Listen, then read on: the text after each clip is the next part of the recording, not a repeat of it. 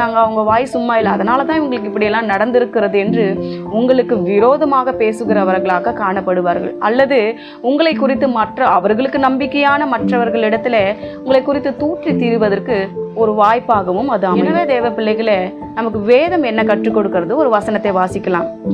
சங்கீதம் 119:71 வசனம். நான் உபத்திரவப்பட்டது எனக்கு நல்லது, அதனால் உமது பிரமாணங்களை கற்றுக்கொள்ளுகிறேன். எவ்வளவு அழகாக சொல்லப்படுகிறது பார்த்தீங்களா?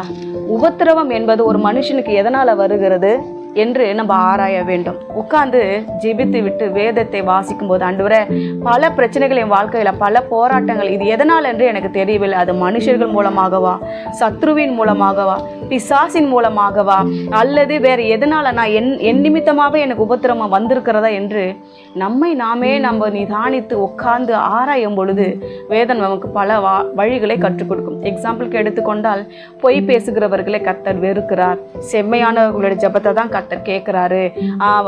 அப்படி பல